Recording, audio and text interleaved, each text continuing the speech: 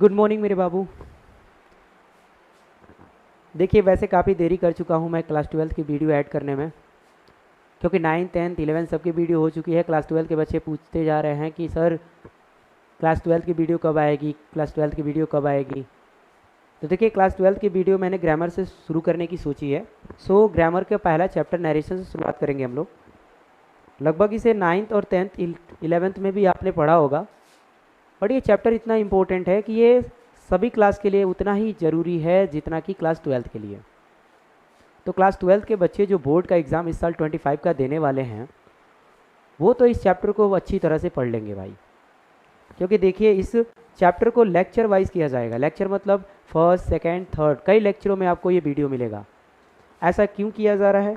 क्योंकि एक ही लेक्चर में पूरे क्लास को अटेंड करना काफ़ी मुश्किल हो जाएगा, क्योंकि बहुत सारे रूल हैं, ठीक है, बहुत ज़्यादा रूल हैं, और उन सभी रूल्स को मैं सोच रहा हूँ कि बखूबी एक एक रूल को आपको अच्छी तरह से पढ़ाया जाए, ताकि जिस बच्चे को आज तक नरेशंस को चेंज करना नहीं आता होगा, हर एक सेंटेंस को चेंज करना नहीं आता होगा, वो भी अच्छी तरह से जान जाएगा। देखिए जिन बच्चों को नरेशन से डर लगता है या जिन बच्चों को सेंटेंस चेंज करने में अभी तक डर लगता है, वो बच्चे तो इस वीडियो को ज़रूर देखते रहेंगे, हर एक लेक्चर को देखते रहेंगे, क्योंकि इसमें इतना इजी वे से आपको बताया जाएगा, इतना इजी तरीके से बताया जाएगा कि आप अच्छी तरह से जान जाओगे कि भाई नरेशन को कैसे चेंज किया जाता है। आपके लिए तो बिल्कुल हलवा सा हो जाएगा, समझिए रोटी और हलवा खाने के बराबर ये रूल्स हो जाएंगे आपके, बिल्कुल जुबान पे रहेंगे। तुरंत आप अगर सेंटेंस कोई बोलता है तो आप ओरली बदल देंगे, रिटेन आपकी ज़रूरत ही नहीं पड़ेगी। कलम उठाया, कॉपी उठाया, तब जाके चेंज किया। सेंटेंस को इधर सुना और इधर आपने तुरंत क्या कर दिया, चेंज करके इनडायरेक्ट में आपने जवाब दे दिया। ऐसा बना दूंगा आपको। बस ये रूल्स को क्या करते रहिए, आप लोग ध्यान से देखते रहिए, और एक एक रूल्स को आप लोग घर पे फॉलो भी करेंगे। ऐसा नहीं है कि वीडियो देखा और फिर 2-4 रूल्स को किया ही नहीं, पढ़ा ही नहीं और सोच रहे हैं कि मुझे आ क्यों नहीं रहा है। देखिए पहली बात तो किसी भी चैप्टर को पढ़ना ज़रूरी होता है, वो तो ठीक है, बट उसके साथ साथ आपको उसके होमवर्क्स करने भी बहुत ज़रूरी होते हैं, एक्सरसाइज करने भी बहुत ज़रूरी होते हैं, तभी किसी रूल्स को पढ़ने का महत्व पता चलता है। वरना उस रूल्स को पढ़ लिया और इधर पढ़ने के बाद छोड़ दिया तो फिर फ़ायदा क्या हुआ उस रूल्स को पढ़ने से? कुछ पता ही नहीं चला कि भाई क्या हुआ क्या नहीं हुआ। अब पता चला आज आपने उस वीडियो को देखा और वो भी अधूरा देखा, और देखने के बाद आप सोच रहे हो कि सर मुझे आ क्यों नहीं रहा है चेंज करना। तो सर क्या कर सकते हैं मेरे बाबू, आपने वीडियो ही अधूरा देखा है। जब वीडियो को आप पूरा देखेंगे तभी तो सर आपका कुछ सोल्यूशन निकाल सकते हैं आपकी प्रॉब्लम का या आपकी परेशानी का। अब आपने वीडियो देखा ही नहीं, आपने रूल्स को पढ़ा ही नहीं, आप सोचते हो कि मेरी प्रॉब्लम सॉल्व ही नहीं हो रही है रिपोर्टेड वाली, तो ये कैसे हो सकता है? डायरेक्ट से इनडायरेक्ट में बदलना तभी तो आएगा ना, कि जब आप अच्छी तरह से क्या करोगे, इस पूरे वीडियो को अच्छी तरह से देखोगे, पूरे लेक्चर को अच्छी तरह से देखोगे, हर एक रूल्स को पढ़ के आप लोग घर क्या करने की कोशिश करोगे, सॉल्व करने की कोशिश करोगे। चेंज नहीं करोगे तो कैसे पता चलेगा? तो चलिए आज की वीडियो बहुत इंटरेस्टिंग होने वाली है, क्योंकि शुरुआत में ही तो सभी रूल्स बताए जाएंगे। और भी रूल्स हैं, लेकिन जो मेन रूल्स है, जो चेंज करने के असली मूल्य रूल है ना भाई, कहते हैं बेसिक, वो आपका शुरू में ही मिलेगा। तो देखिए नरेशन होता क्या है, तो ये हम जान लें कि भाई नरेशन क्या है। आखिर इसके बारे में तो थोड़ा बहुत हमें जानना ही होगा कि आखिर हम नरेशन कहते किसे हैं। तो देखिए मेरे भाई नरेशन जो होता है, तो इसकी शाब्दिक अर्थ होती है टू से। क्या होता है मेरे बाबू? टू से, यानी क्या करना, कथन करना। क्या होता है मेरे बाबू? कथन करना, कथन करना होता है। कथन करने से क्या तात्पर्य है, आखिर ये शब्द का क्या तात्पर्य है? यानी कथन यार, कथन को हम कह सकते हैं और भी सिंपल तरीके से कहना। क्या कह सकते हैं? कहना। इतना सिंपल तरीके से हम कथन को क्या बोल सकते हैं? इस कथन को हम कहना भी बोल सकते हैं। यानी कि जब भी आप किसी बात को कहते हो वही तो हमारा नरेशन है, वही तो हमारा स्पीच है। इस नरेशन को हम स्पीच भी कहते हैं। तो देखिए जब हम किसी बात को नरेट करते हैं तो वही हमारा क्या हो जाता है? नरेशन हो जाता है। नरेट का मतलब कहते हैं किसी बात को, और कहने के लिए हमें तो क्या 2 तरीके आते हैं भाई। एक तो हम डायरेक्ट किसी को बोल देते हैं, और दूसरा हम कैसे बोलते हैं? इनडायरेक्टली बोलते हैं। क्या होता है कि कहते हैं, कई दोस्त होते हैं ना, जब कुछ भी होता है, ठीक है, कोई इवेंट्स होती है, तो क्या कहते हैं, अरे जाओ यार डायरेक्ट बोल दो। डायरेक्ट बोलने का मतलब जाओ और तुरंत जो मुंह में आ रहा है, जैसे शब्द आ रहा है वैसे क्या कर दो, बोल दो। और एक होता है इनडायरेक्ट, यानी कि अपनी बातों को खुद नहीं कहना डायरेक्टली, वह किसी थर्ड पर्सन से कहलवाना, वो होता है इनडायरेक्ट। क्या होता है? इनडायरेक्ट। ओके बेटा, तो देखिए अभी हम जान जाएंगे बहुत अच्छी तरह से मेरे भाई मेरे बाबू, बहुत अच्छी तरह से जान जाएंगे कि इसे कैसे चेंज करेंगे। और ये वीडियो सबके लिए उतना ही ज़्यादा ज़रूरी है जितना कि क्लास 12 के लिए। मैंने शुरू में ही बोला, क्योंकि 9th 10th 11th ठीक इन सभी में भी क्या है, यही सिलेबस है, और ये सिलेबस बाद में ही आएगा, लेकिन पढ़ना तो ज़रूर है मेरे भाई। तो 9th वाले भी इस वीडियो को अच्छी तरह से देखेंगे, जिनको नरेशन में इंटरेस्ट आता होगा, कैसे चेंज करें, कैसे जाने उनको। तो नरेशन का परिचय जान लिया कि नरेशन को क्या कहते हैं, कथन करना कहते हैं। क्या कहते हैं, कथन करना। इसका शाब्दिक अर्थ होता है कथन करना, और इसके 2 भाग होते हैं। कितने भाग होते हैं मेरे भाई, 2 भाग। कौन कौन होते हैं, तो पहला जो होता है वो होता है कौन, और देखिए दूसरा जो होता है वो होता है कौन। ये बस बने रहिए, देखते रहिए कौन कौन होता है। तो पहला जो होता है उसे हम कहते हैं डायरेक्ट स्पीच। क्या कहते हैं मेरे भाई, डायरेक्ट स्पीच कहते हैं। क्या कहते हैं, डायरेक्ट स्पीच। वही जो होता है दूसरा उसे हम कहते हैं इनडायरेक्ट स्पीच। क्या कहते हैं मेरे भाई, इनडायरेक्ट स्पीच कहते हैं। अब देखो मेरे बाबू, इनडायरेक्ट स्पीच क्या होता है या डायरेक्ट स्पीच क्या होता है। तो देखिए डायरेक्ट स्पीच की हिंदी होती है प्रत्यक्ष, यानी प्रत्यक्ष कथन, और इनडायरेक्ट स्पीच की हिंदी होती है इनडायरेक्ट की अप्रत्यक्ष कथन। तो मैंने क्या बोला, डायरेक्ट की होती है प्रत्यक्ष कथन, क्या होता है, प्रत्यक्ष कथन, और इनडायरेक्ट की होती है अप्रत्यक्ष कथन, अप्रत्यक्ष कथन। देखना मेरे भाई, हैंड राइटिंग थोड़ी सी पुअर है, बट है तो ठीक ठाक ही, समझ जाओगे आप लोग अच्छी तरह से। तो देखिए कह रहा है कि direct speech and indirect speech, 2 इसके भाग होते हैं।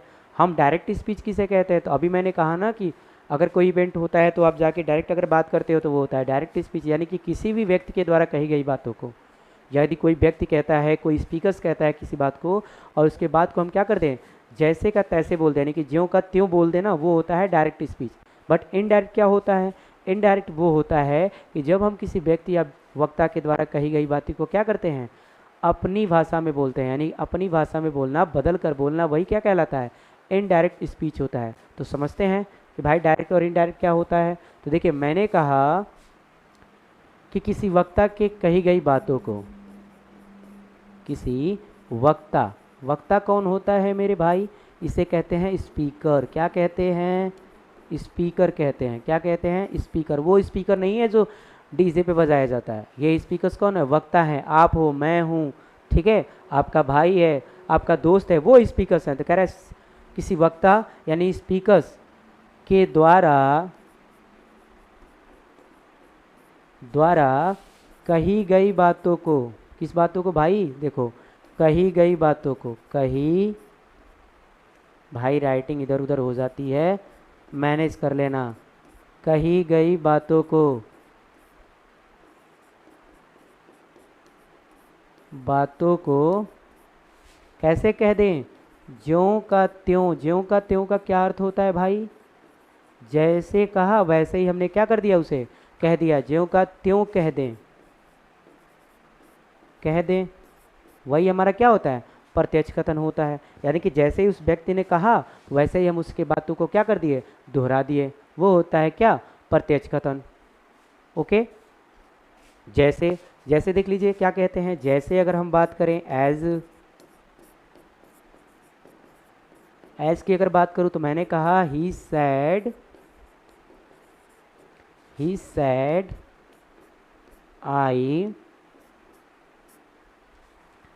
Listen a story.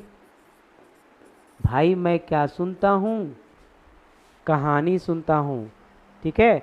तो मैंने यहाँ पे बोला कि he said I listen a story, उसने कहा कि मैं क्या सुनता हूँ, कहानी सुनता हूँ।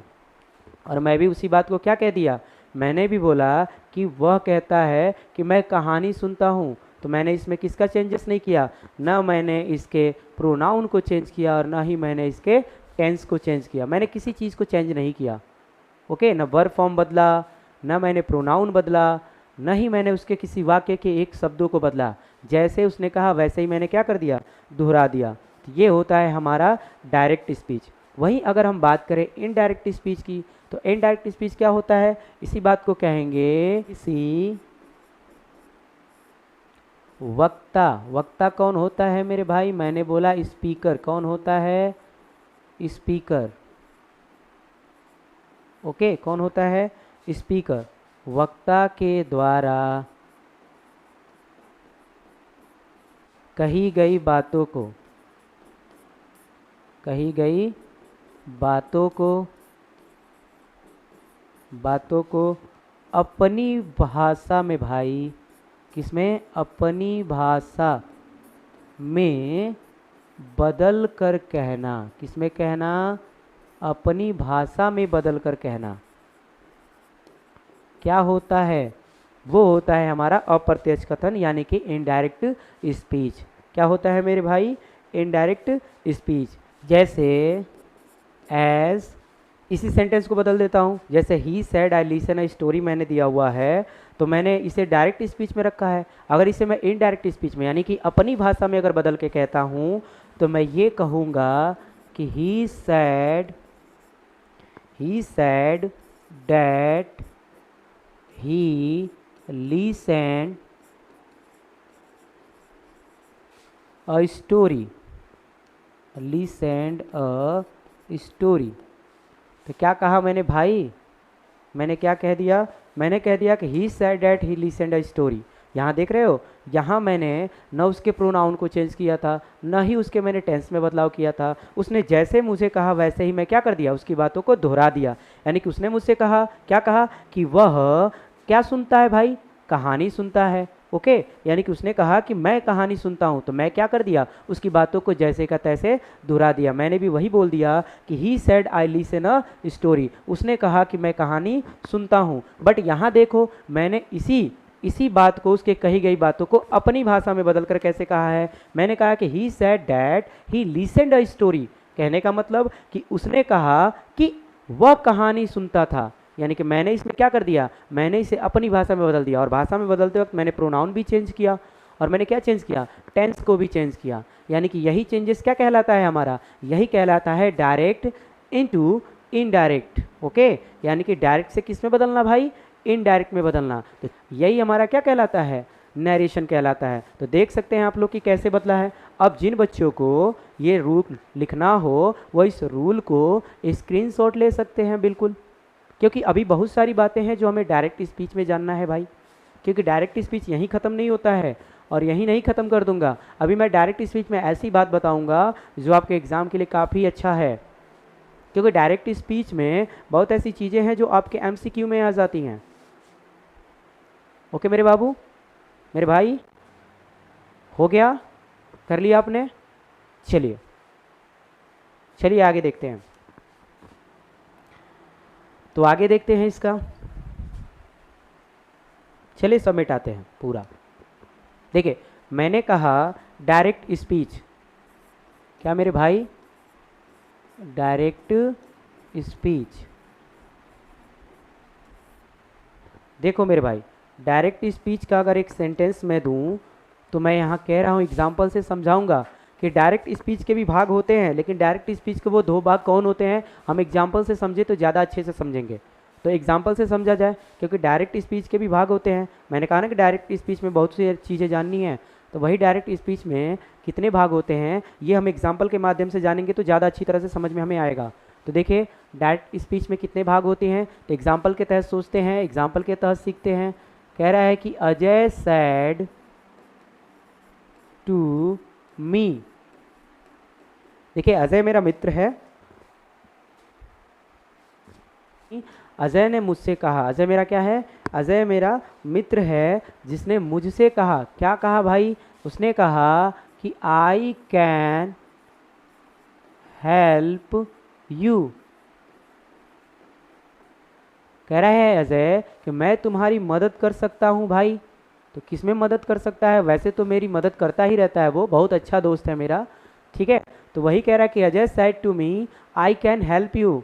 अजय ने मुझसे कहा कि मैं तुम्हारी मदद कर सकता हूँ। तो देखिए यहाँ पे ये एक डायरेक्ट स्पीच सेंटेंस है और मैंने कहा कि डायरेक्ट स्पीच के कितने भाग होते हैं, तो हम एग्जाम्पल्स के माध्यम से समझेंगे। तो एग्जाम्पल्स के माध्यम से समझने में बहुत अच्छी तरह से समझ में आता है, क्योंकि हम वैसे अगर टाइप्स पढ़ा दे, वैसे अगर इसके काइंड्स पढ़ा दे तो बच्चा वैसे याद कर ले कि भाई ये काइंड्स होते हैं, बट एग्जाम्पल्स के माध्यम से जब भी हमें कहीं दिखता है सेंटेंस तो हम अच्छी तरह से किसी और व्यक्ति को भी समझा पाते हैं। तो पढ़िए ऐसे कि किसी और को भी आप क्या कर पाएँ, समझा पाएँ। सिर्फ अपने समझने के लिए और अपने पढ़ने के लिए मत पढ़िए या चेंज करने के लिए मत पढ़िए, ऐसे पढ़िए कि आप किसी और को भी ज़रूरत पड़ने पे क्या कर सके, समझा सके। तो देखिए यहाँ पे ये कह रहा है कि जो हमारा पार्ट है अजय साइड टू मी, कौन सा पार्ट मेरे भाई, अजय साइड टू मी, ये जो पार्ट है ये पार्ट हमारा कहलाता है रिपोर्टिंग स्पीच पार्ट। क्या कहलाता है मेरे भाई, रिपोर्टिंग स्पीच पार्ट कहलाता है।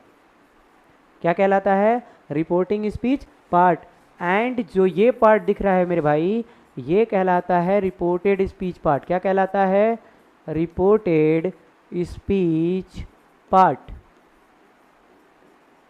देखिए तो ये कहलाता है रिपोर्टेड स्पीच पार्ट और ये कहलाता है रिपोर्टिंग स्पीच पार्ट। तो ये दो हमारे क्या हैं, पता चल गया, यही दो हमारे डायरेक्ट स्पीच के भाग हैं, reporting speech and reported speech.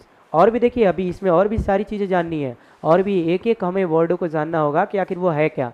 देखिए इसमें दिया है अजय, तो पहले वाले हमारे रिपोर्टिंग स्पीच पार्ट में जो अजय है वो अजय हमारा क्या कहलाता है भाई, अजय हमारा क्या कहलाएगा, तो देखिए अजय एक कहलाएगा रिपोर्टर। क्या कहलाएगा मेरे बाबू, रिपोर्टर, रिपोर्टर कहलाएगा, जिसे हम स्पीकर भी कह सकते हैं। क्या कह सकते हैं, स्पीकर। क्या कह सकते हैं मेरे भाई, देखिए जिसे हम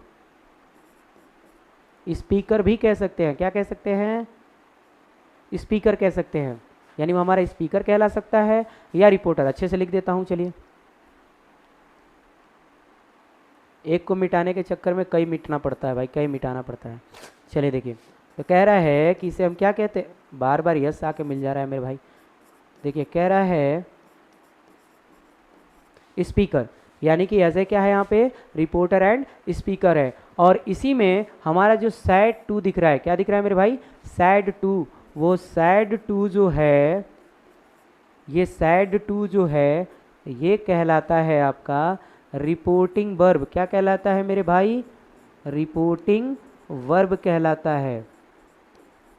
क्या कहलाता है, रिपोर्टिंग वर्ब कहलाता है। और ये जो मी है हमारा, मी, मी, देखिए मी जो है वो हमारा क्या होता है मेरे भाई, देखिए तो अजय को तो हमने कह दिया कि अजय क्या है, अजय रिपोर्टर है, ठीक है, as a speaker. Side two क्या होगा, रिपोर्टिंग वर्ब, एंड मी हमारा हो गया ऑब्जेक्ट। क्या हो गया मेरे भाई, ऑब्जेक्ट हो गया। अगर कोई ऑब्जेक्ट में पूछे कि ये कौन सा ऑब्जेक्ट है तो आप कह सकते हो कि ये इनडायरेक्ट ऑब्जेक्ट है।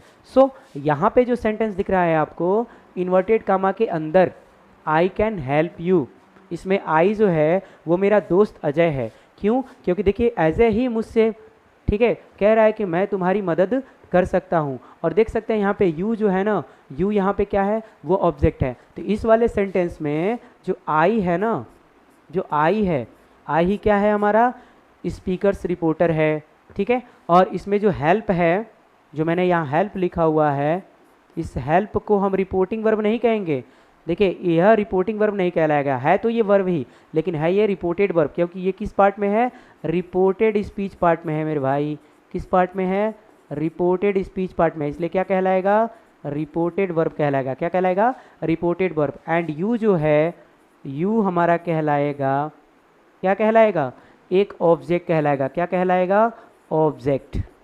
तो हमें पूरा पता चल गया कि एक एक हमारा शब्द क्या होता है। मैंने अभी कहा ना कि इस रिपोर्टेड स्पीच पार्ट की बात करेंगे, रिपोर्टिंग स्पीच पार्ट की बात करेंगे, और जो हमारा डायरेक्ट स्पीच है इसके पूरे वाक्य की हम बात करेंगे। तो हमने पूरी तरह से इसे बांट लिया, एक एक पार्ट कर लिया हमने। तो जब भी आपको इस तरह का सेंटेंस दिख जाए, जब भी आपको कहीं पे भी डायरेक्ट स्पीच में इस तरह का वाक्य आ जाए, तो आप कह सकते हो कि ये जितने भी आपको दिख रहे हैं मेरे भाई, जितने भी आपको दिख रहे हैं वो सब के सब आपके क्या क्या हैं, इन डायरेक्ट स्पीच पार्ट हैं। ओके, तो आप इसे किसी भी व्यक्ति, किसी भी बच्चे को क्या कर सकते हो, समझा भी सकते हो कि भाई इसमें आज अजय जो आया है वो क्या है, एक रिपोर्टर है जिसे हम स्पीकर कहते हैं, उसे हम सब्जेक्ट भी बोल सकते हैं, कोई दिक्कत नहीं है। और साइड टू है वो हमारे रिपोर्टिंग वर्ब है। तो देखिए इसी रिपोर्टिंग वर्ब के आधार पे हम इसे रिपोर्टिंग वर्ब भी कहते हैं। इस पूरे ठीक है क्लॉज जो है दिख रहा है ना, इस पूरे क्लॉज को भी हम क्या कहते हैं, रिपोर्टिंग वर्ब कह देते हैं। और यहाँ पे देखिए मी को ऑब्जेक्ट कहते हैं क्योंकि वो ऑब्जेक्ट ठीक है प्लेस पे है। And I can help you में हमारा आई हो गया रिपोर्टर यानी स्पीकर्स, जो हमारा रिपोर्टेड स्पीच का स्पीकर है। क्या है, रिपोर्टेड स्पीच पार्ट का स्पीकर है।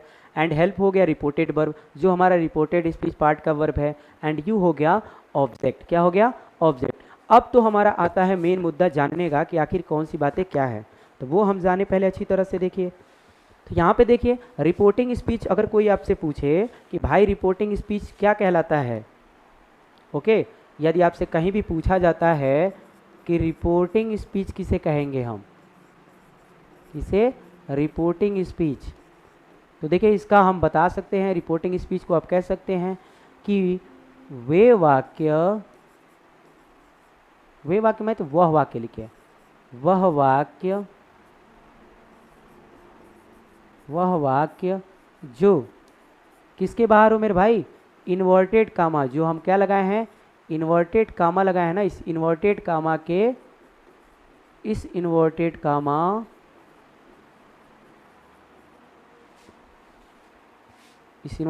के क्या हो, बाहर का भाग हो। कहाँ पे हो, इन्वर्टेड कामा के बाहर का भाग, बाहर का भाग होता है। कहाँ का भाग होता है मेरे भाई, इन्वर्टेड कामा के बाहर का भाग। तो देखिए रिपोर्टिंग स्पीच किसे कहते हैं, वह वाक्य जो इन्वर्टेड कामा के बाहर का भाग होता है उसे हम कहते हैं रिपोर्टिंग स्पीच। एंड आप देख रहे हो वहाँ पे कि इन्वर्टेड कामा के अंदर लिखा हुआ है आई कैन हेल्प यू, तो आप समझ चुके होंगे कि अब वो कौन सा पार्ट है और कहाँ पे पाया जाता है भाई। तो बिल्कुल रिपोर्टिंग स्पीच जो हमारा है उसे हम कह सकते हैं कि वह वाक्य जो कहाँ हो, जो इन्वर्टेड कामा, किसके अंदर भाई, इन्वर्टेड कामा, जो इन्वर्टेड कामा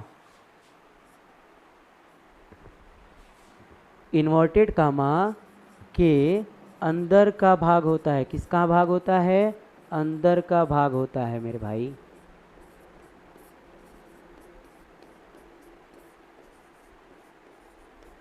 ओके, कह रहा है कि रिपोर्टेड स्पीच क्या होता है, वह वाक्य जो इन्वर्टेड कामा का अंदर का भाग होता है। देखिए इन्वर्टेड कामा के अंदर का भाग क्या है, तो आई कैन हेल्प यू क्या है, इन्वर्टेड कामा के अंदर का भाग है। तो जब भी आपको इस तरह का वाक्य कहीं डायरेक्ट स्पीच का दिख जाए तो आप सीधा कहेंगे कि भाई इन्वर्टेड कामा के बाहर का भाग क्या है, रिपोर्टिंग स्पीच है। एंड इन्वर्टेड कामा के अंदर का भाग हमारा क्या है, रिपोर्टेड स्पीच है। अब इन सबको बताने का कारण क्या था, तो वो हम बात बताते हैं कि आपको इन सभी का ठीक है इंट्रोडक्शन देने की क्या ज़रूरत थी, मुझे आखिर इनके बारे में बताने की क्या ज़रूरत थी।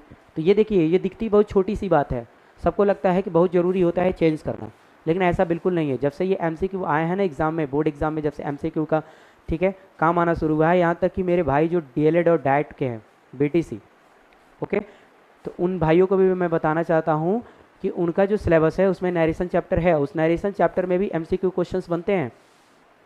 ओके, तो उन MCQ क्वेश्चन, हर एक कॉम्पिटेटिव एग्जाम में MCQ क्वेश्चन बनता है, ऐसा कहा नहीं जा सकता कि किसी में नहीं बनता, सब में MCQ क्वेश्चन बनते हैं। तो उन MCQ क्वेश्चन में इसी तरह का आपको एक सेंटेंस दे दिया जाएगा और इसी तरह का एक सेंटेंस देके उसमें से पूछ देगा मेरे भाई कि इसमें से रिपोर्टिंग स्पीच या रिपोर्टेड स्पीच क्या होता है, ठीक है। या देखिए यहाँ पे मैं कह सकता हूँ कि वो आपसे ज़रूर पूछेगा कि भाई इसमें रिपोर्टिंग स्पीच क्या होता है, ठीक है, ऑप्शन करके, या रिपोर्टेड स्पीच पार्ट कौन है, ओके, या रिपोर्टेड वर्ब कौन है, ये ज़रूर पूछेगा, ओके, या फिर रिपोर्टिंग वर्ब क्या होता है, ओके। तो इन सब को, इन चार ऑप्शन देख रहे हैं ना कि एक ऑप्शन ये हो गया, ठीक है, दूसरा ऑप्शन आपको ये दिख रहा है, तीसरा ऑप्शन ये दिख रहा है और चौथा ऑप्शन ये दिख रहा है। तो ये 1 2 3 4 जो ऑप्शन दिख रहा है ना, इन्हीं सभी ऑप्शंस को ऐसे करके पूछ देगा आपसे कि भाई बताओ मेरे, एक सेंटेंस देने के बाद कि रिपोर्टिंग स्पीच क्या है, रिपोर्टेड स्पीच क्या है, रिपोर्टिंग वर्ब क्या है या रिपोर्टेड वर्ब क्या है। तो कैसे बताएंगे जब आप जानेंगे ही नहीं, ये दिखती तो बहुत छोटी सी बात है, लेकिन आपका 1 नंबर लेके चला जाएगा ये, कितना नंबर, 1 नंबर आपका लेके चला जाएगा। सो इसे जानना बहुत ज़रूरी है कि ये हमारा रिपोर्टिंग वर्ब कौन होता है, रिपोर्टेड वर्ब कौन होता है, या रिपोर्टिंग स्पीच या रिपोर्टेड स्पीच कौन होते हैं, ये हमें जानना बहुत ज़रूरी होता है।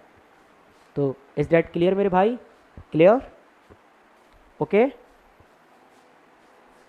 अब तो सभी बता लेंगे कि रिपोर्टर या स्पीकर कौन होता है, या रिपोर्टिंग स्पीच या रिपोर्टेड स्पीच कौन होता है। तो आज के बाद से तो दिक्कतें नहीं आएंगी ना आपको क्लास में, बिल्कुल नहीं आने वाली। आप कह सकते हैं अरे सर बिल्कुल दिक्कत नहीं होगी। अगर इसमें किसी को दिक्कत आता है भाई मैं कोई इलाज नहीं कर सकता, इसमें अगर कोई दिक्कत होता है तो इतना इजी वे में आपको बताया गया, इतना सरल तरीके से आपको बताया गया, ठीक है, कि आप इसमें कैसे रिपोर्टिंग स्पीच रिपोर्टेड स्पीच की पहचान करेंगे, या रिपोर्टिंग वर्ब या रिपोर्टेड वर्ब का पहचान करेंगे। तो वर्ब सभी लोग जानते हैं कि वर्ब एक क्रिया होती है जिसमें काम किया जाता है। तो कहीं भी आपको वर्ब की मीनिंग दिख जाए ना, तो उस वर्ब की मीनिंग से आप जान सकते हो कि भाई ये क्या है, यही क्रिया है, और वो रिपोर्टेड स्पीच पार्ट में है तो रिपोर्टेड वर्ब कहलाएगा, अगर वो रिपोर्टिंग स्पीच पार्ट में है तो रिपोर्टिंग वर्ब कहलाएगा। ओके, तो इसके लिए तो आपको मीनिंग प्रिपेयर करना ही होगा, जानना ही होगा। क्लियर मेरे भाई, आगे बढ़ूं? तो जो भाई मेरे स्क्रीनशॉट लेना चाहते हैं वो स्क्रीनशॉट ले सकते हैं, बिल्कुल मैं रुका हुआ हूँ। आगे बढ़ूं? नोट्स भी आपको मिलेगा, घबराइए मत, आपको नोट्स मैं जहाँ तक कोशिश करूँगा कि आपको नोट्स दिलवा दूँ, और बिल्कुल कोशिश नहीं करूँगा, नोट्स मिलेगा ही मिलेगा।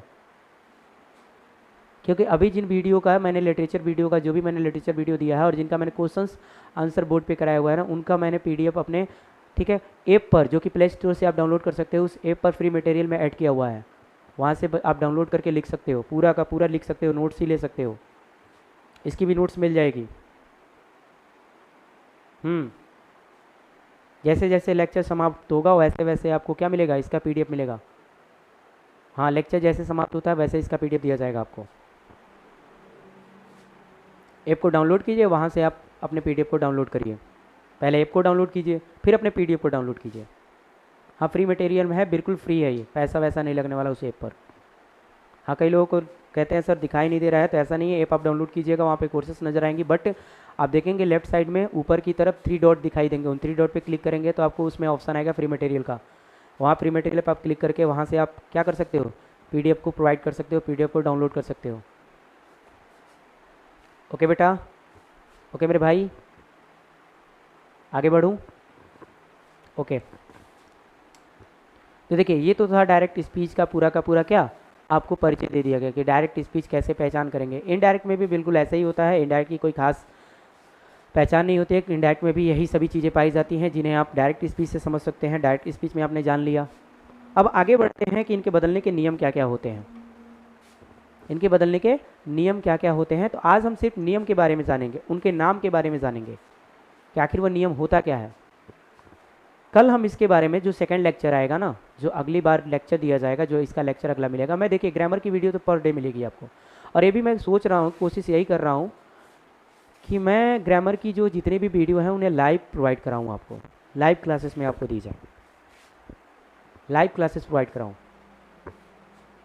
अगर आप लोग की सहमति हो, अगर आप लोग एग्री करते हो, अगर आप लोग एग्री होते हो, तो मैं लाइव क्लासेस चलाने की कोशिश करूँगा कि हर, ठीक है, रात 8 बजे से लेकर 9 बजे तक लाइव क्लासेस की 1 घंटे की चलाई जाए।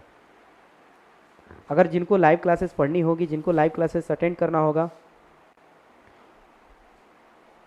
देखिए पैसा भी लगेगा, पैसा ऐप पर लगेगा, बट आप यूट्यूब पे लाइव पढ़ सकते हो। अगर आप चाहते हो कि भाई पैसा दे के पढ़ा जाए, कोई बात नहीं है, तो मेरा ऐप डाउनलोड करके वहाँ से आप लोग अटेंड कर सकते हो मुझे। बट अगर आप यूट्यूब पे फ्री पढ़ना चाहते हो तो बिल्कुल आप यूट्यूब पे पढ़ सकते हो लाइव 8 से 9 डेली ग्रामर की क्लास चला दूंगा 8 से 9। और ये सिर्फ 9th 10th 11th 12th की ही सवाल नहीं है, बाकी सभी लोगों के लिए है जो अपनी कम्पिटेटिव एग्ज़ाम की तैयारी कर रहे हो, ठीक है, या फिर अदर एग्ज़ाम की भी तैयारी कर रहे हो जिसमें ग्रामर के इंपॉर्टेंट सिलेबस कभी कभी आ जाते हैं। और ये तो बेसिक ग्रामर है, ये तो सभी में पूछे जाते हैं, हर एक तरह के कॉम्पिटिटिव एग्ज़ाम में पूछे जाते हैं। तो जो भी भाई इन बात से सहमत हो वो भाई मुझे कमेंट ज़रूर कर देंगे। अगर लाइव क्लास चलाने की इच्छा हो, लाइव क्लास चलवाना हो, लाइव क्लास पढ़ना हो, तो वो भाई मुझे कमेंट कर देंगे कि 8 से 9 लाइव क्लास ले लीजिए, मैं अटेंड कर सकता हूँ। ऐसा ना हो कि मैं लाइव क्लास आऊँ और कोई दिखे ही मत। तो मैं यही कोशिश करूँगा कि पर डे आपको लाइव क्लास 8 से 9 चला दूँ, 1 घंटे की ग्रामर की क्लास। और लिटरेचर की मैं सोच रहा हूँ कि लिटरेचर की जितनी वीडियो है वो अपलोड कर दिया जाए और ग्रामर की जितनी वीडियो है वो लाइव चला दिया जाए। बहुत आसान रहेगा, सारी चीज़ें बहुत आसान हो जाएंगी। ये अपलोड करने में भाई एडिट करो, उसे वीडियो बनाओ, एक दिन एडिट करो, ये बहुत ही टाइम लग रहा है। लाइव में ये सब सारी झंझटें नहीं रहेंगी, आप पढ़ भी लोगे आसानी से, जल्दी हो जाएगा, फाइनल हो जाएगा करेगा। तो अगर आप सहमत होंगे लाइव क्लास चलवाने के लिए ग्रामर की तो भाई कमेंट में पिन कर दीजिएगा, कमेंट कर दीजिएगा, कमेंट में बता दीजिएगा कितने लोग सहमत हो। और 8 से 9 तक फ्री हो तो 8 से 9 तक तो सभी लोग फ्री रहते हैं, बिल्कुल बता सकते हैं आप लोग। पढ़ना होगा तो बताइएगा। हाँ सबके लिए है, तो कमेंट में आप कह दीजिएगा, कमेंट में बता दीजिएगा। चलिए आगे देखते हैं। आगे देखिए, कह रहा है कि नरेशन में किसमें भाई, किसमें डायरेक्ट से इनडायरेक्ट में बदलने के नियम क्या क्या होते हैं। देखिए ये तो दिखाई नहीं दे रहा होगा, कलर चेंज कर लेते हैं। डायरेक्ट से इनडायरेक्ट में बदलने के नियम क्या क्या हैं।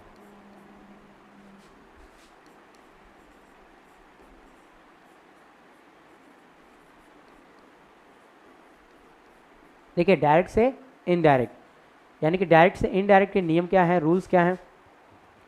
देखिए रूल्स क्या हैं इसके, क्या क्या रूल्स हैं। तो देखिए दो तरह के आपके रूल्स मिलेंगे। पहला तो मिलेगा जनरल रूल। अब जनरल क्या कहा जाता है, जनरल क्यों कहा जा रहा है इसे, पहला मिलेगा जनरल रूल। क्या मिलेगा मेरे भाई, जनरल रूल मिलेगा। आखिर इसे जनरल रूल क्यों कहा जा रहा है, इसे जनरल रूल्स क्यों बोला जा रहा है, सामान्य सा नियम क्यों कहा जा रहा है, इसे कहते हैं सामान्य नियम। क्या कहते हैं, सामान्य नियम। इस नियम को सामान्य नियम क्यों कहा जा रहा है, देखिए ये ज़्यादा बढ़िया रहेगा अगर ये ब्रैकेट में बार बार स्मॉल न बना के बड़ा ब्रैकेट यानी कि बिग ब्रैकेट बनाओ।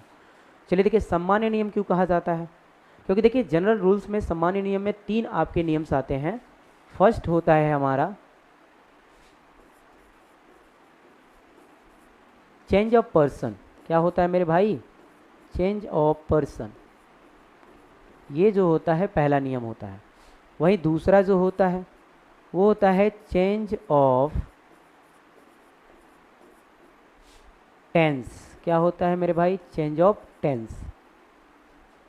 और तीसरा जो होता है वो होता है change of parts of speech. क्या होता है मेरे भाई, change of parts of speech. यही आपके क्या होते हैं, जनरल में 3 नियम्स होते हैं। कितने होते हैं, 3 नियम्स। यही 3 नियम्स आपको क्या करने हैं, आपको बेसिकली पढ़ना है। इन्हीं चेंजेस को पढ़ना है और इन्हीं के अकॉर्डिंग सभी आपके डायरेक्ट से इनडायरेक्ट में क्या होते जाएंगे, चेंज होते जाएंगे। डायरेक्ट से इनडायरेक्ट यानी कि डायरेक्ट स्पीच से इनडायरेक्ट में जितना भी चेंजेस होगा इन्हीं 3 नियमों के द्वारा होगा। किन नियमों के द्वारा, change of person, change of tense and change of parts of speech. तो देखिए इसमें आपको पर्सन की जानकारी होनी बहुत ज़रूरी है, टेंस की जानकारी होनी बहुत ज़रूरी है एंड पार्ट्स ऑफ स्पीच की भी जानकारी होनी बहुत ज़रूरी है। तो ये तो भाई बेसिक तो सभी लोग पढ़े होंगे कि पर्सन कौन कौन होता है। अगर जिन्होंने नहीं पढ़ा तो इसमें उसके बारे में परिचय करा दिया जाएगा। जिन्होंने टेंस नहीं पढ़ा तो थोड़ी बहुत टेंस के नियम्स भी बता दिए जाएंगे। और जिन्होंने पार्ट्स ऑफ स्पीच नहीं पढ़ा तो देखिए पार्ट्स ऑफ स्पीच में कुछ वर्ड इसमें चेंज किए रह जाएंगे, कुछ वर्ड्स इसमें जो चेंज किए जाएंगे। तो वो वर्ड्स मैं यहाँ पे बोर्ड पे लिख दूंगा कि कौन कौन से वर्ड किसमें चेंज होंगे। तो आप अच्छी तरह से तीनों को चेंज कर पाएंगे। तीनों नियम्स को लगा के आप सेंटेंस को डायरेक्ट से इनडायरेक्ट में क्या कर पाएंगे, बदल पाएंगे। तो ये 3 नियम क्या होते हैं, जनरल रूल्स में आते हैं। ये तो मैंने कह दिया कि जनरल रूल्स में कितने आते हैं, 3 नियम आते हैं। तो इसका स्क्रीनशॉट ले लीजिए। अगला हम रूल बताते हैं कि अगला कौन है। चलिए इसका स्क्रीनशॉट ले लीजिए। अगला देखिए, अगला जो है वो है हमारा डायरेक्ट से इनडायरेक्ट का बदलने के लिए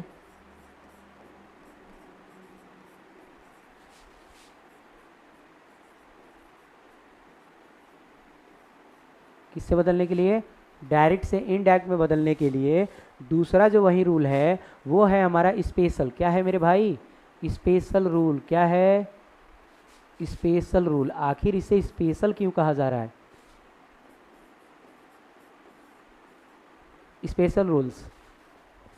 अब देखिए इसे स्पेशल क्यों कहा जा रहा है, तो देखिए भाई मेरे, इसे स्पेशल रूल क्यों कहा जाता है, स्पेशल, आखिर इसे विशेष नियम क्यों कहा गया है? कौन सा नियम? स्पेशल यानी कि विशेष नियम। कौन सा नियम मेरे भाई? विशेष नियम। देखिए इन्हें विशेष नियम कहने के पीछे एक कारण है। वो कारण क्या है वो भी हम अच्छी तरह से जानेंगे। देखिए कारण ये है कि ये हमारे जो स्पेशल रूल हैं वो उन 5 काइंड्स ऑफ सेंटेंस के द्वारा लगाए जाते हैं जिन्हें हम सेंटेंस में पढ़े हैं। किस में पढ़े हैं? सेंटेंस में। हमने पढ़ा होगा किस क्लास में भाई? 9th में, 10th में, 11th में हमने इसे पढ़ा होगा। पहले हम इससे परिचय हो चुके हैं। सेंटेंस कितने प्रकार के होते हैं? तो देखिए सेंटेंस कितने प्रकार के होते हैं आप स्कूलों में पढ़ा होगा आपने। मेरे वीडियो में अभी काइंड्स ऑफ सेंटेंस नहीं पढ़ाया गया है। काइंड्स ऑफ सेंटेंस मैं पढ़ाऊंगा आगे, क्योंकि वो हाई स्कूल का फर्स्ट चैप्टर है। सेंटेंस जो सेंटेंस है वो हमारा हाई स्कूल का फर्स्ट चैप्टर है। 9th का भी फर्स्ट चैप्टर है ग्रामर के सिलेबस के अकॉर्डिंग अगर देखा जाए तो वो तो मैं पढ़ाऊँगा।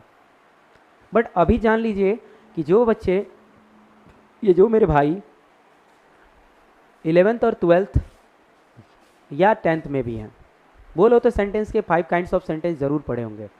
वो 5 काइंड्स ज़रूर पढ़ा होगा सेंटेंस का। तो चलिए तो देखते हैं स्पेशल रूल्स में पहला जो होता है वो हमारा होता है असर्टिव। क्या होता है मेरे भाई? असर्टिव होता है। कौन होता है? असर्टिव। Assertive sentence. कौन सा सेंटेंस? असर्टिव सेंटेंस, जिसे हम कहते हैं सकारात्मक वाक्य। कौन सा वाक्य? सकारात्मक वाक्य। इसके भी 2 काइंड्स है भाई, वो पढ़ लेते हैं। 2 टाइप्स क्या क्या है?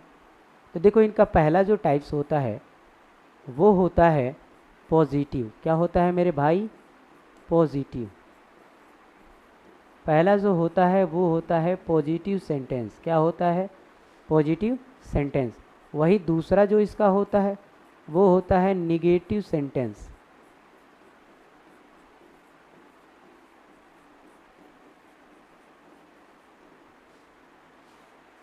देखिए असर्टिव सेंटेंस पहला भाग होता है स्पेशल रूल्स का, और स्पेशल रूल्स में पहले हम असर्टिव सेंटेंस को जानेंगे कि डायरेक्ट से इनडायरेक्ट में कैसे बदलते हैं।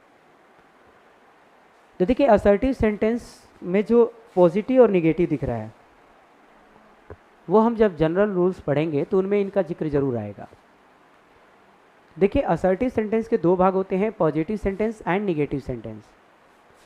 कौन कौन होता है? पॉजिटिव सेंटेंस एंड मेरे भाई निगेटिव सेंटेंस। वही दूसरे की मैं बात कर लूँ, मैं बी की बात कर लूँ, तो बी जो होता है वो होता है इंट्रोगेटिव। क्या होता है मेरे भाई? इंट्रोगेटिव। इंटेरोगेटिव यानी कि इंट्रोगेटिव सेंटेंस। देखो इंटेरो, इसका नाम ही है इंटेरो। इंटेरो का मतलब होता है जब आप इंट्रो करते हो। इंट्रो मतलब आप किसी को अपना इंट्रो करते हो, परिचय बताते हो, या फिर किसी बात का प्रश्न करते हो, तो वही होता है इंटेरो यानी कि इंट्रोगेटिव सेंटेंस, यानी कि प्रश्नवाचक वाक्य। देख रहे हो इसके नाम में ही पूरा का पूरा इसका विवरण दे दिया है। जितने भी नाम यहाँ नज़र आ रहे हैं, जो भी इनके हिंदी लिखे जाएंगे ना, उनसे ही पता चल जाता है कि भाई ये किस तरह के वाक्य हैं। क्या हैं? किस तरह के क्या हैं? वाक्य हैं। ये भी हमारे 2 भाई होते हैं भाई, इसके भी 2 भाई होते हैं। कौन कौन होते हैं? तो पहला होता है यस या नो टाइप। पहला कौन होता है? एस या नो टाइप। तो देख रहे हैं इनका भी 2 टाइप्स होता है, एस या नो टाइप। एंड दूसरा होता है WHR क्वेश्चन। क्वेश्चन टाइप मेरे भाई। कौन सा टाइप? Question type. देख रहे हो ये भी 2 तरह का होता है, WHR क्वेश्चन टाइप। देख रहे हैं? मिल गया आपको? देख सकते हैं कि स्पेशल रूल में आपको 2 लिखवा दिया गया, positive sentence and interrogative sentence. वहीं हम तीसरे की बात करें, मैंने उधर लिख दिया, इधर जगह छोड़ना चाहिए था, मुझे यहीं से लिखना शुरू करना चाहिए था।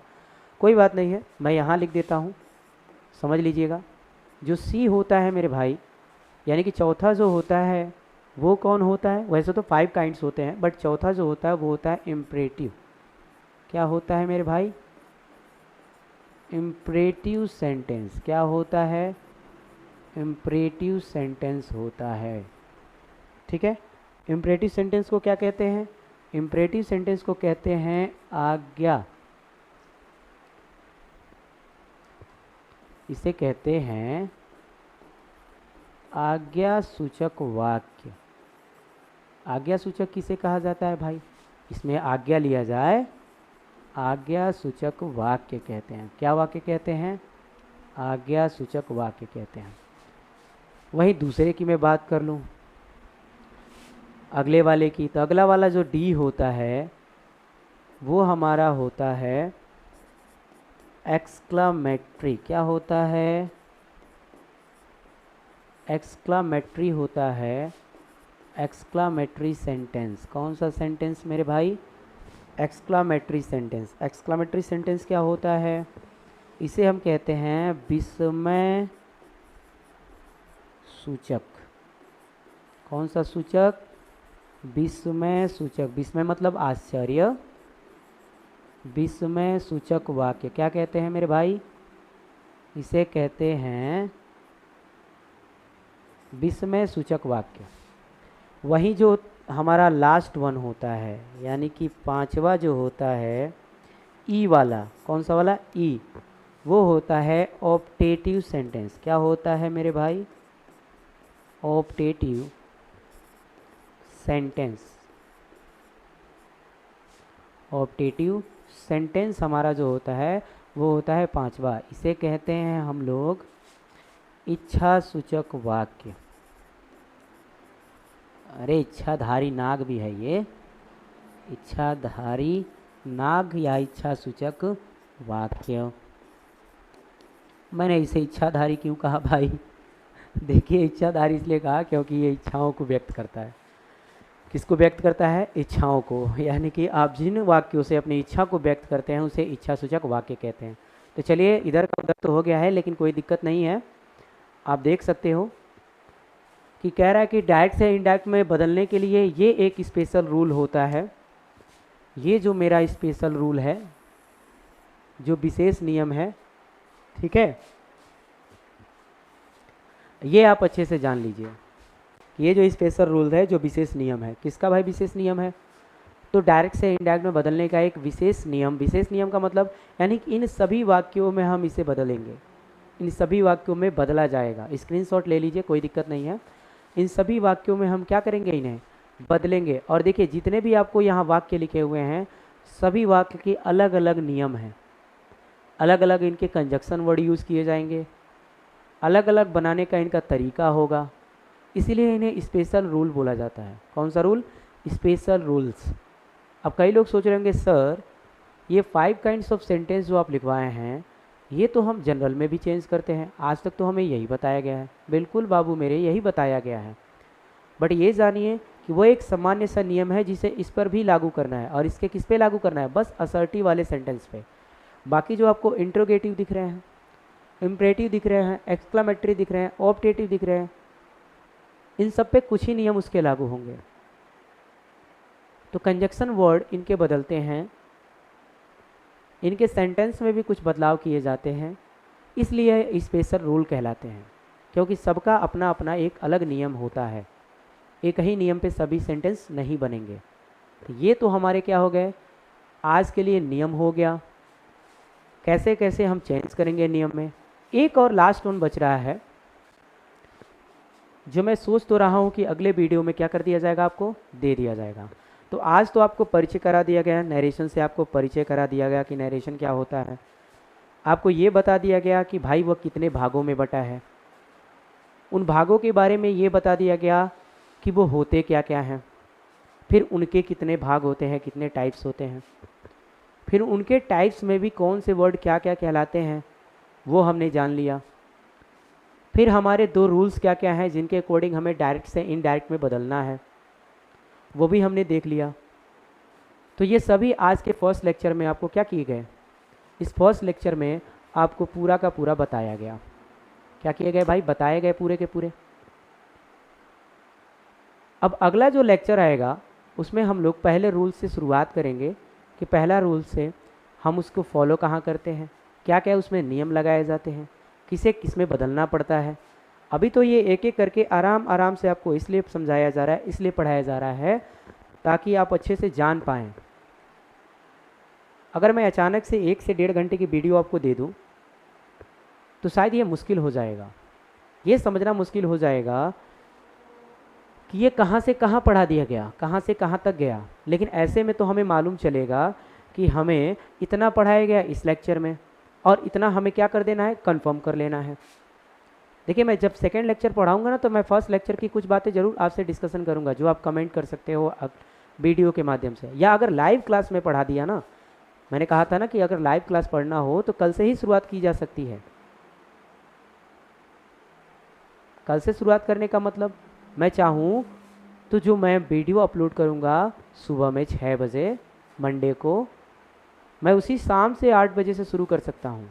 अगर आपकी अग्रीमेंट होती है तब, अगर आप अग्री होते हो कि सर चलाइए, बिल्कुल चलाइए। देखिए लाइव क्लास में बहुत सारे फ़ायदे होते हैं, आप हमसे पूछ सकते हो, अपने डाउट्स क्लियर कर सकते हो।